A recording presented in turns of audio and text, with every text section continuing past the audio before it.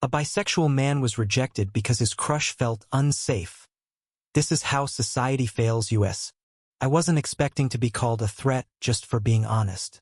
But when he said he didn't feel safe with me because I was bisexual, it felt like the ground cracked under my feet and I'm still learning how to stand again. My name is Jordan Carter. I'm 29 years old, a digital strategist based in Brooklyn. I drink oat milk lattes, wear too many rings, and can tell you what time of year it is by the flavor of candle in my apartment. I used to think being myself was enough, that if I showed up with love, vulnerability, and honesty, that was all anyone could ask for. But it turns out people ask for something else when you're like me. They ask you to be simpler, straighter, easier to understand, safer. It started with him, Daniel. He wasn't supposed to become a chapter in my heartbreak anthology. We met at a gallery opening in Chelsea, standing in front of a painting we both silently agreed was trash. When I whispered, "This looks like a toddler fought a ketchup bottle," he snorted soda through his nose. That's how we began, me, the sarcastic bisexual guy with a tragic playlist addiction, and him, the handsome, quietly intense architect with the kind of jawline that could break hearts across boroughs. For weeks, we fell into each other's rhythm. Long walks in Prospect Park, midnight faux runs. He made me laugh like no one had in years. One night, after we kissed in the rain like every cliché begged us to, I told him I was bisexual. His smile twitched. "Wait, so you've been with women?" "Yeah," I said, suddenly nervous. "And men?" There was silence, long and thick. He blinked. I didn't expect that." I tried to laugh it off. "It's not contagious, promise." But he didn't laugh.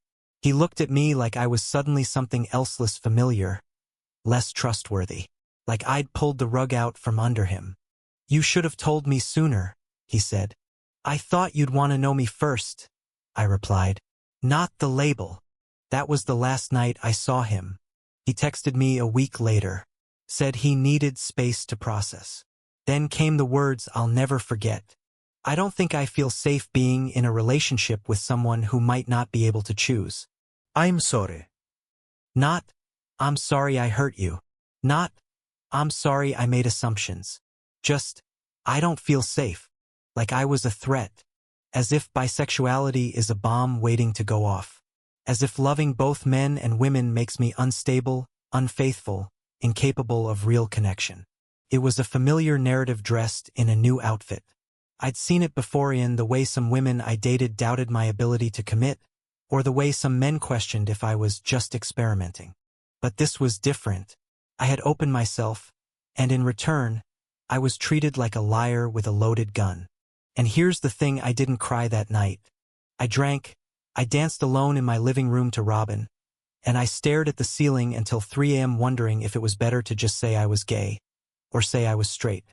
Pick a side. Make it easy for the world to digest me. Because this middle space, this truth, it's messy, and people hate messy. I don't blame Daniel completely. He was a product of a society that tells people like me we're greedy, confused, or dangerous. And that narrative is so embedded that even the most progressive people can parrot it without realizing the damage. I started writing about it in my blog, on social media, even in anonymous Reddit forums. The more I wrote, the more I found others like me.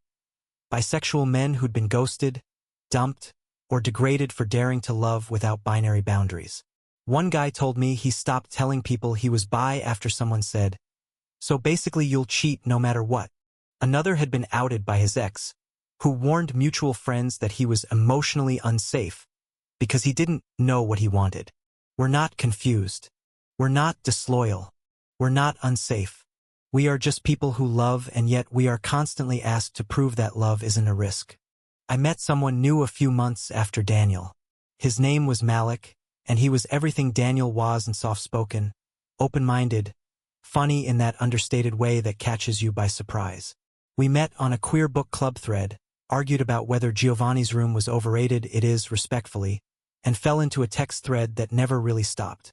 When I told Malik I was bi, I held my breath. He shrugged. "Cool. I'm pan." I blinked. "Wait, really?" "Yeah." He grinned. "Why?" You thought you were the only one with an interesting backstory. We laughed, and for the first time in a long time, I didn't feel like I had to explain myself. But still, I was scared. The trauma of rejection doesn't just go away because someone smiles. I found myself over-explaining things, over-apologizing, checking in too often. Malik noticed. "Jordan," he said one night, gently brushing a hand across my cheek. "You don't have to perform safety for me.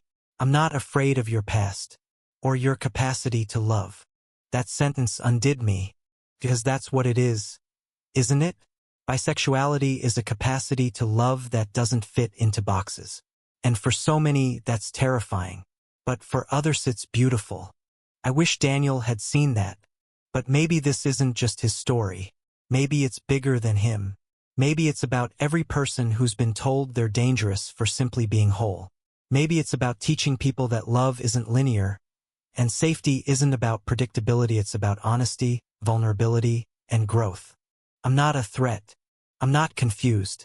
I'm not someone to be feared. I'm Jordan Carter. I'm bisexual. And I'm done apologizing. After Malik told me I didn't have to perform safety, something shifted. Not instantly, this isn't a fairy tale, but something small, quiet, and essential inside me began to breathe again. I didn't realize how long I'd been holding my breath. We started dating slowly. He wasn't afraid of my past, but I still was. Not the relationships I'd had, no, those were valid and real, but the scars they left. The way people looked at me after I said the word bisexual, as if I had said something shameful, something disqualifying. Even when I stood in front of Malik, a man who made space for me to exist without shame, I found myself second-guessing. Was I too much? Too complicated? One night we sat on his fire escape, legs dangling over Brooklyn traffic, watching the lights flicker in someone else's kitchen. The smell of curry drifted from an open window. I was sipping a beer and trying not to ruin a perfect evening, but it spilled out anyway. "Do you think being bi means I'll never fully belong?" I asked. "To the gay community, to the straight world, to anyone." Malik didn't flinch. He leaned his shoulder against mine and stared straight ahead. "I think belonging is a myth," he said. "At least the kind where you just show up and everything fits. But I do think we can build a space for ourselves. With the right people, the right love." I wanted to believe him. God, I wanted to. But that insecurity, it doesn't leave you clean. When you've been treated like a risk, like someone others feel the need to protect themselves from, you start to internalize it. I caught myself overcompensating in ways I didn't even recognize. I'd cancel plans if I thought I was acting too needy. I'd downplay my past with women in case it made Malik question me. I became a version of myself that was more palatable, more filteredless me. And Malik noticed. Again. "You're allowed to take up space," he said one day after I'd apologized for the third time over nothing. I looked at him, exhausted. "What if I take up too much?" He cupped my face like it was something sacred. "Then I'll make more room." That night I cried in the shower. Not because I was sad. Because someone saw a meal of mean stayed. But not everyone did. There was a birthday dinner. A friend of Malik's. Lots of queer folks. Creative energy, laughter, and mezcal cocktails. And then came the dreaded icebreaker game where people ask invasive questions under the pretense of being edgy. Someone asked, "What's one red flag in a relationship for you?" A girl named Brooke, wearing lavender eyeliner and a crown braid, smirked and said, "Honestly, if they say they're bi, like, it's not a deal breaker, but I always feel like something's off." The laughter was immediate, polite, nervous, complicit. Malik stiffened beside me. I froze. I wanted to speak. God, I did. But the fear of being that guy in the room, the one who makes things awkward, who takes a joke too seriously, clawed at my throat. Later that night, I sat on Malik's couch, still stunned. "Why didn't I say anything?" I whispered. "Because it's exhausting to always be the teacher," he said gently. "Especially when they don't want to learn." That night, something inside me snapped, not in anger, but in clarity. We shouldn't have to earn our humanity through constant education. We shouldn't have to explain our worth like it's a PowerPoint presentation. We shouldn't have to laugh at the jokes made at our expense just to stay invited to the table. I started talking about it publicly, not just in blogs. I posted a video, just me, sitting on my balcony, no music, no edits. I said, I'm bisexual. I'm not confused. I'm not a threat. I'm not a walking cheat code for disaster. I'm a human being who's been told I'm unsafe simply because I refuse to lie about who I am. And if that makes you uncomfortable, it's not my identity that's dangerous. It's your misunderstanding of it. The video went viral. Overnight, I had thousands of comments. Some supportive, some cruel. But the messages that hit hardest came from other bisexual men. Thank you for saying what I've never been brave enough to say. My last boyfriend said the same thing, didn't feel safe with me. They keep telling us to choose. But I already chose honesty. There were hate comments too. Accusations that I was attention-seeking, just gay and afraid to say it, or lying to hurt people. Some even said I deserved to be rejected. But the flood of support was stronger. I got invited to speak on a queer podcast. Then another. I started writing more essays about how bisexuality is erased, how masculinity gets policed even in queer spaces, how people project their own fears onto us and then call it our fault. One day, Malik showed up at my apartment with takeout and said, "You're starting something big." I looked at him, skeptical. "I'm just yelling on the internet." He smiled. "Maybe, but sometimes revolutions start with a whisper in the right ear." A few months later, I got a message from Daniel. It had been almost a year. It was short. Just, "I saw your video. I'm sorry for how I made you feel. I've been thinking a lot about how I internalize things I never questioned. I hope you're doing well." I didn't respond right away. I needed to sit with it, process it. I wasn't angry. I'd let that go a long time ago. But I also wasn't ready to comfort him. It wasn't my job to guide him through his guilt. It was his job to sit in it and learn.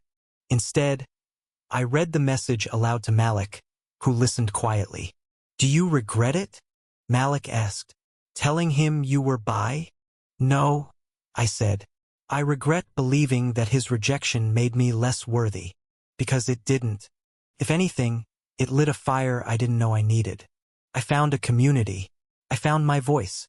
I found love, not just romantic, but the kind you build inside yourself when you finally stop apologizing for existing."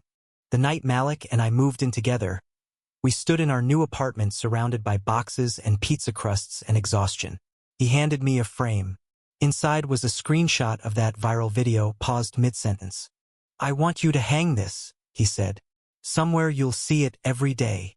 "Why?" "Because you reminded people that being fully yourself is not just okay, it's powerful." I looked at the image. My own face, mid-confession, eyes raw but certain, and I smiled. "Can I tell you a secret?" I said. "Always. I used to think being bi made me unlovable." Malik stepped closer, wrapped his arms around me. "And now I know it made me honest, brave, whole. So this is for every bisexual person who's ever been made to feel like too much or not enough. For every awkward silence after you told the truth. For every time you were ghosted, doubted, fetishized, erased, or made to feel like a risk instead of a human being. You are not dangerous. You are not indecisive. You are not confused. You are complete. You are real. You are worthy of love that doesn't ask you to shrink. And if someone walks away because they don't understand you, that's not a reflection of your worth. That's a reflection of their limitations. I'm Jordan Carter. I'm bisexual. And I've stopped shrinking to fit into hearts that don't know how to hold me. The world may not always be safe for people like us, but we can build places that are. One truth at a time. If you find it interesting, please subscribe to follow the next stories.